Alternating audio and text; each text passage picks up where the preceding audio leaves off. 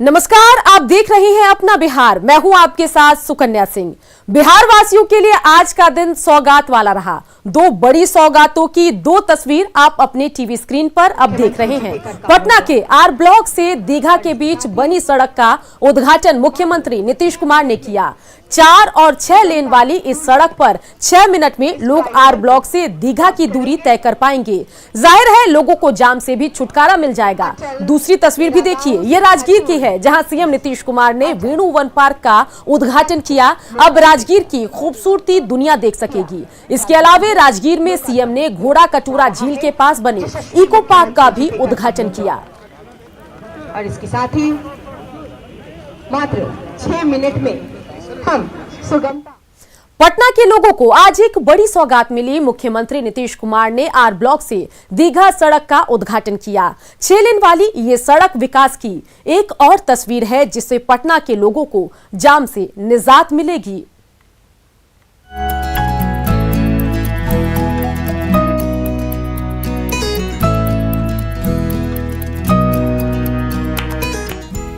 R block से इस चमचमाती सड़क पर 6.5 किलोमीटर फर्राटा भरते हुए जब आप दीघा पहुंचेंगे तो यकीन मानिए वो आपके लिए यादगार सफर बन जाएगा। ये हाईटेक सड़क बिहार की राजधानी पटना के लिए ऐसी सौगात लेकर आई है जिससे न सिर्फ इस उभरते शहर की रफ्तार को और तेजी मिलेगी, बल्कि इस सड़क पर सफर करके आप भी अपने पटना शहर को पेरिस बनने का ख्वाब देखते नजर आएंगे।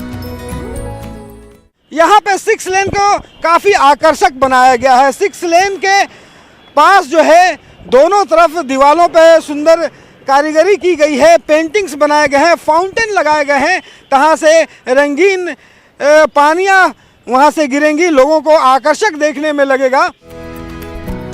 आर ब्लॉक से दीघा तक पहुंचने में अब तक पौने घंटे का समय लगता था, लेकिन रेलवे पटरियों को उखाड़कर उसकी जगह बनी इस 6 लेन सड़क ने उस सफर को महज 5 से 7 मिनट में समेट कर रख दिया है।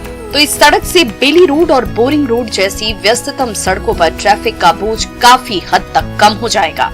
तो इस सड़क में आपके सफर को सुरक्षित बनाने के लिए हर तरह के हाईटेक इंतजाम किए गए हैं।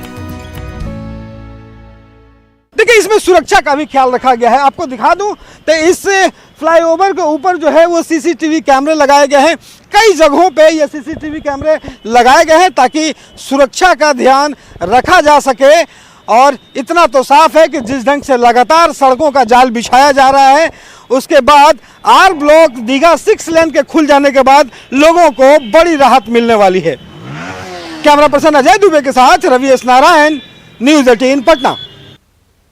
अटल पथ के उद्घाटन होते ही आर ब्लॉक से दीघा तक का सफर आसान हो गया। दावा किया गया है कि अब आर ब्लॉक से दीघा तक की 6 किलोमीटर की दूरी 5 मिनट में तय की जा सकती है। इस दावे की सच्चाई को परखने के लिए न्यूज़ 18 की टीम ने आर ब्लॉक से दीघा तक का सफर शुरू किया। आप भी देख लीजिए दीघा पहुंचने में आखिर वक्त अब कितना लगेगा। आर ब्लॉक दीघा पथ का उद्घाटन हो चुका है और सफर की शुरुआत भी हो गई है। ऐसे में हम भी निकल पड़े हैं सफर पर कि आखिर इस 6 किलोमीटर के सफर में कितना वक्त लगता है। तो हम सफर पर निकल पड़े हैं। हमारी घड़ी में 12:59 हो रहा है और हम इस वक्त आर ब्लॉक से दीघा की तरफ बढ़ रहे हैं। तो देख सकते हैं आपकी हमारी सफर की शुरुआत हुई है और ये वही नया पथ है जिसका उद्घाटन अभी सीएम नीतीश कुमार ने किया है। यानी एक तरह से कहें कि राजधानी वासियों के साथ साथ बिहार वासियों को जाम से मुक्ति मिली है और बड़ा तोहफा मिला है। राजीव नगर, शिवपुरी, पुनाईचक, राजवंशी नगर, शास्त्री नगर तमाम इलाके के लोगों के लिए एक सुगम पथ हो गया है, जो पहले घंटों जाम में फंसते थे। तो देख सकते हैं कि कितना सुगम और जो सरल रास्ता है, इससे हम सफर करते हुए आगे बढ़ रहे हैं। हालांकि कम लोगों को अभी जानकारी मिली है कि अभी उद्घाटन के बाद इस पथ की शुरुआत हो गई है और देख सकते हैं कि कई ऐसे लोग हैं जो सफर पर निकल भी पड़े हैं। हमारे आगे भी कई गाड़ियां गुजर रही है। तो सीएम ने अभी खुद कहा है कि अब जाम से मुक्ति मिलेगी। साथ ही खूबसूरत सा ये नज़ारा है और चारों तरफ लाइटिंग की बेहतर इंतजाम किए गए हैं, सीसीटीवी कैमरे लगाए गए हैं और सभी जगह पर जो फ्लाईओवर निर्माण किया गया है उसकी भी जानकारी आपको दे दें कि शिवपुरी, राजवंशी नगर और उसके साथ साथ जो बेली रोड है, 3 जगहों पर जो है फ्लाईओवर का निर्माण किया गया है। यानी ये अब दीघा जो एलिवेटेड पुल है उससे भी कनेक्टेड होने वाला है, यानी गंगा सेतु से लेकर दीघा सेतु तक इसको दूसरे फेज में जोड़ना है। इसको लेकर भी सीएम ने भरोसा दिया है कि अब उत्तर बिहार से लेकर दक्षिण बिहार तमाम जिले के जो लोग हैं जो राजधानी आते हैं और दीघा सेतु का सहारा लेते हैं, उनके लिए भी ये सुगम रास्ता होगा। और देख सकते हैं कि शहर के बीचों बीच इस पथ का निर्माण कराया गया है। मात्र 2 साल में यह पथ बनकर तैयार हो गया है। हालांकि कहा यह गया था कि अक्टूबर माह में यह पथ तैयार हो जाएगा, लेकिन बीच में कोरोना काल की वजह से 4 माह डिले हुआ। तो ये आप देख सकते हैं, हम आपको बीच बीच में घड़ी भी दिखाते हैं कि देखिए 1:02 हमारी घड़ी में अभी हुआ है, यानी हम 12:59 में सफर की शुरुआत किए थे और 1:02 हुआ है। तब तक हम अभी पहुंच चुके हैं। देख सकते हैं आप सचिवालय के महेश नगर के आसपास पहुंच गए हैं, यानी यहां से पटेल नगर जो रेलवे पुल पहले हुआ करता था उसके दोनों तरफ का ये इलाका है। तो ये देख सकते हैं कि किस तरह से इक्के दुक्के गाड़ियां अभी फिलहाल गुजर रही है और हमारी गाड़ी भी अपनी रफ्तार में, यानी 40 से 50 किलोमीटर के बीच में हमारी गाड़ी की रफ्तार है। और हम दिखा रहे हैं आपको कि अब हम आखिरी छोर पर पहुंचने वाले हैं। हमने सफर की शुरुआत आर ब्लॉक से की थी, जहां पर सीएम ने उद्घाटन किया था और हमारे सफर पर अब विराम लग रहा है। हमारा सफर यहीं तक खत्म हो रहा है क्योंकि हमने सफर तय कर लिया है, हमने लक्ष्य पूरा कर लिया है। यही वो देख सकते हैं कि आखिरी छोर है और यहाँ पर दीघा जो जहां पर अंतिम में काम चल रहा है, थोड़ी दूर अभी काम बाकी है, लेकिन 6 किलोमीटर तक हमने सफर तय कर लिया है। जाहिर है देख सकते हैं कि महज 5 मिनट में हमने सफर तय कर लिया है। तो 12:59 में हमने सफर की शुरुआत की थी और हमारी घड़ी में देख सकते हैं इस वक्त जो स्मार्टफोन है उसमें वक्त 13:04 यानी 1:04 हो रहा है।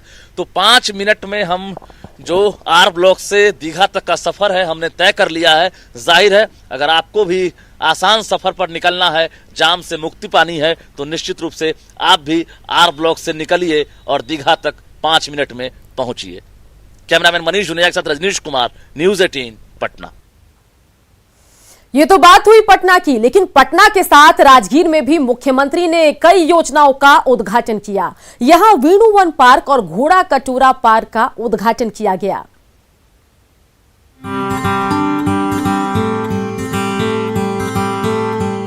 मुख्यमंत्री नीतीश कुमार ने एक बार फिर राजगीर की खूबसूरती से दुनिया का परिचय कराया।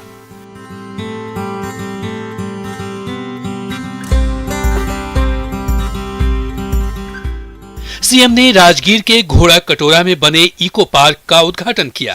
ये उद्घाटन जो है मुख्यमंत्री नीतीश कुमार के द्वारा किया गया और उसके बाद ये पार्क जो है वो प्रदेशवासियों के लिए, राजगीर वासियों के लिए, बिहार वासियों के लिए जो है वो की गई है। एक तोहफे के तौर पे, एक सौगात के तौर पे मुख्यमंत्री नीतीश कुमार ने इस पार्क को जो है वो बिहार वासियों को जो है सुपुर्द किया। घोड़ा कटोरा डैम का निरीक्षण करने के दौरान सीएम नीतीश कुमार ने करीब 3 किलोमीटर पैदल चलकर एक एक चीज का बारीकी से जायजा लिया। ये चारों तरफ से पहाड़ से घिरा हुआ ये जगह है और यहाँ देख सकते हैं कि बीच झील में जो है वो भगवान बुद्ध की स्तूप जो है वो बनाई हुई है और यहाँ पे भगवान बुद्ध की प्रतिमा जो है वो साफ तौर पर देखने को मिलती है। घोड़ा कटोरा पार्क में कई सुविधाएं हैं, जैसे चिल्ड्रन पार्क, नागालैंड की तर्ज पर hotel restaurant, opinion theatre, convention hall और फ्लाईओवर के निर्माण के साथ साथ पर्यटकों के लिए व्यायाम की भी व्यवस्था है। घोड़ा कटोरा के इको पार्क के साथ साथ सीएम ने बिहार के लोगों को वेणुवन पार्क की भी सौगात दी। खुशी है आज कम से कम वेणुवन का एक्सपेंशन हो गया, तो उसमें मुझे खुशी है और बाकी सब काम थोड़ा बहुत तो चलता रहेगा और भी ताकि सब लोगों को हर तरह की सुविधा यहाँ मिले। वेणुवन एक मनमोहक जगह है जो पहले 5 एकड़ का था, लेकिन अब विस्तारित वन करीब 21 एकड़ में फैला है, जिसमें सभी अत्याधुनिक सुविधाएं मौजूद हैं। टूरिस्ट आएंगे और जिनको यहाँ से पूजा से मतलब है, ध्यान करना चाहते हैं, तो उनके लिए सब स्थल इस तरह से बना दिया गया है कि अब जो भी आएंगे बाहर से, दूसरे जगह से, देश से जो आते ही रहते हैं, तब उनको बहुत अच्छा लगेगा। नीतीश कुमार ने पार्क में मौजूद भगवान बुद्ध की पूजा की, बुद्ध की मूर्ति की परिक्रमा की। कहा जाता है कि गया से राजगीर आने पर भगवान बुद्ध इसी स्थल पर निवास करते थे। इसका बहुत ज्यादा संबंध भगवान बुद्ध के साथ प्रारंभ से ही है और यहाँ पर बड़ी संख्या में हर साल लोग विभिन्न हिस्सों से बौद्ध धर्मावलंबी आते रहे हैं और यहाँ अपने स्तर का पूजा पाठ करते रहे हैं। नीतीश कुमार ने वेणुवन का भ्रमण किया, सुरक्षा कर्मियों को सम्मानित किया और फिर बत्तखों को दाना खिलाया। राजगीर को अंतर्राष्ट्रीय पर्यटक स्थल के रूप में विकसित करना नीतीश कुमार का ड्रीम प्रोजेक्ट में से एक रहा है, जिसको पूरा करने में नीतीश कुमार कोई भी कोर कसर छोड़ना नहीं चाहते। न्यूज़ 18 के लिए राजगीर से अमित कुमार की रिपोर्ट। मुख्यमंत्री नीतीश कुमार ने कहा कि अपराध को लेकर सरकार गंभीर है और सभी मामलों की जांच कर रही है। सीएम ने कहा कि दोषियों को स्पीडी ट्रायल के जरिए सजा दिलाई जाएगी।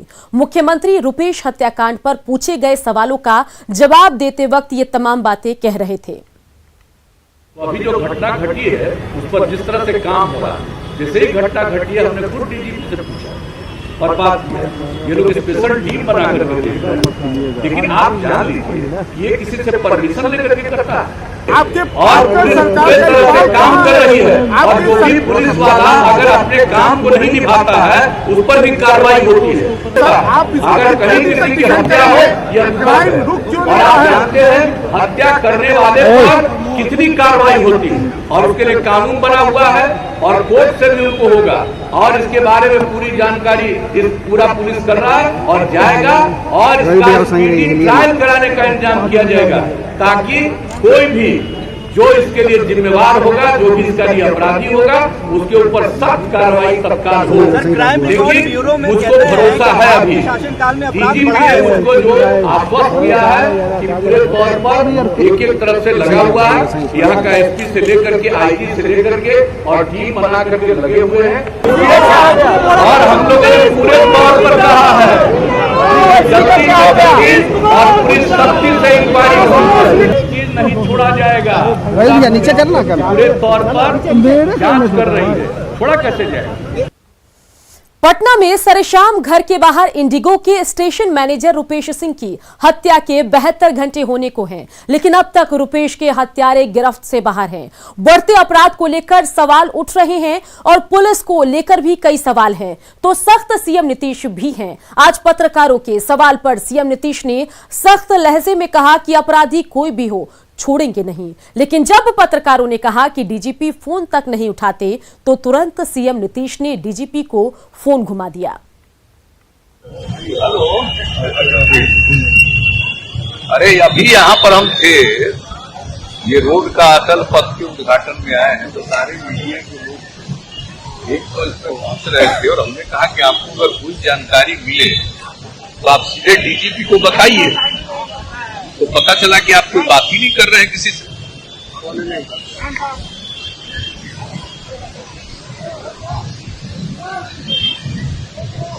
नहीं वो ठीक है, लेकिन आप आज हमने कह दिया है लोगों को, सारे पत्रकार लोगों को, कि अगर आप लोगों को भी कोई डाउट रहे कि साहब इस तरफ से हो सकता है कि कोई किया हो गड़बड़, तो अगर कहीं से कोई अपराधी के बारे में तो इसकी बात उनको सीधे बताइए। हमने कहा था पहले पुलिस को, तो हमने कहा कि नहीं सीधे डीजीपी को बताइए। तो अब आप अपने यहाँ एक फोन पर लोगों को कम्युनिकेट करिए और एक फोन पर आदमी रखिए जो हमेशा लोग ले कह रहा है लोग कि आप फोन लेते ही नहीं तो करवा दीजिए, ये ठीक नहीं है। ये चारों आप एक करवा दीजिए और पूरा का पूरा रिसीव करिए और कोई भी जर्नलिस्ट है इंपॉर्टेंट और दूसरे लोग कोई कहना चाहते हैं तो उनकी बात सुन जरूर ली, ठीक है। रुपेश हत्याकांड में चौथे दिन भी पुलिस के हाथ कोई सुराग नहीं लगे। सीसीटीवी फुटेज में मिले संदिग्धों के चेहरों के अलावा इंडिगो कर्मचारियों से मिली जानकारी के आधार पर जांच की जा रही है।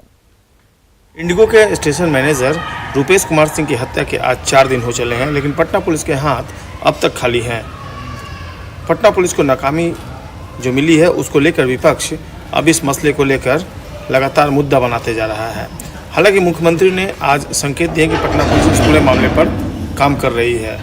फिलहाल हम ठीक घटनास्थल पर खड़े हैं और यहाँ पर अभी रुपेश की कार के जो कांच हैं वो बिखरे पड़े हैं और इसी अपार्टमेंट में रुपेश जो है वो रहते थे और यहाँ पर बिल्कुल सन्नाटा पसरा हुआ है, कोई शख्स नहीं दिख रहा है इस अपार्टमेंट में। जाहिर सी बात है इतनी बड़ी घटना हो गई है कि जो आस पड़ोस के लोग हैं उन्हें भी समझ में नहीं आया कि यह किस तरह की अनहोनी हो गई है।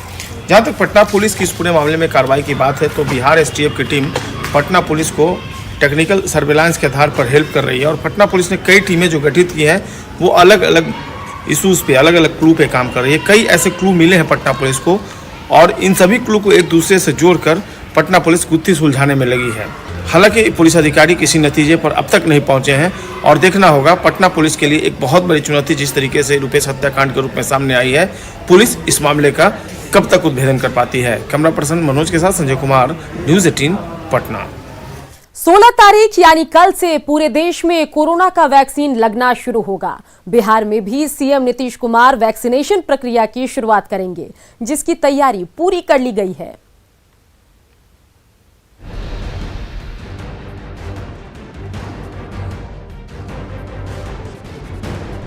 जनवरी दिन शनिवार, समय 10:45। यही वो शुभ मुहूर्त है जब कोरोना पर सबसे बड़ा प्रहार होगा। इसी समय से बिहार में कोरोना का टीका लगना शुरू होगा।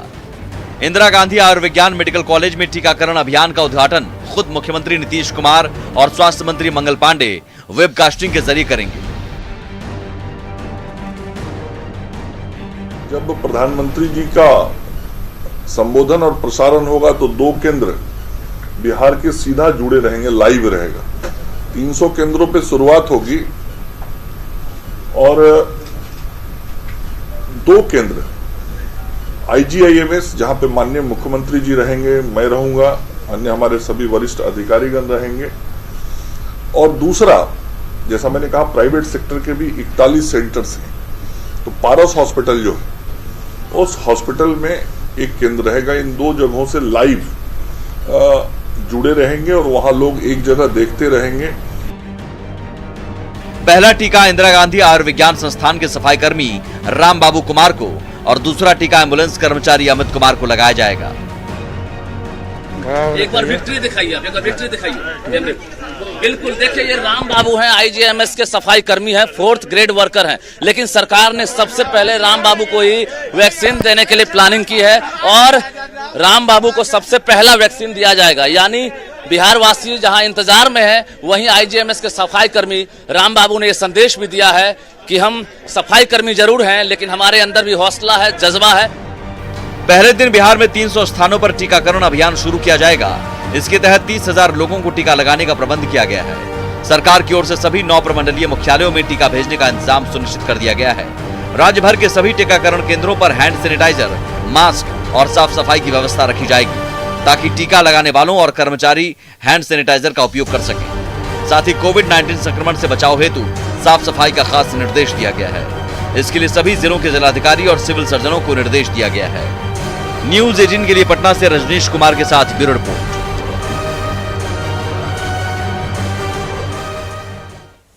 नीतीश सरकार प्रवासी कामगारों को रोजगार देने के मकसद से लगातार अभियान चला रही है। इसके लिए आर्थिक मदद भी दी जा रही है और इसी का असर है कि दरभंगा में प्रवासी कामगारों ने मिलकर अलग अलग डिजाइन का कपड़ा तैयार करने की यूनिट की शुरुआत की। अमित कुमार की अध्यक्षता में प्रवासी कामगारों ने मिथिला आर्ट के बैनर तले इस यूनिट की शुरुआत की, जिसका उद्घाटन दरभंगा डीएम SM त्यागराजन ने किया। डिस्ट्रिक्ट इनोवेशन फंड की अगर हम बात करें तो इस फंड के जरिए शुरू हुए इस यूनिट में डिजाइनर कुर्ता, साड़ी, कपड़े जैसे उत्पाद तैयार किए जाएंगे। इस मौके पर मिथिला आर्ट के अध्यक्ष अमित कुमार ने कहा कि आने वाले दिनों में इस यूनिट को और भी बड़े पैमाने पर ले जाएंगे, जिससे बाहर काम कर रहे हुनरमंद कामगार को यहीं पर रोजगार मिल सके। वहीं डीएम ने भी कामगारों को वापस लाने और बिहार में ही काम दिलाने के लिए हर संभव सहयोग देने की बात कही।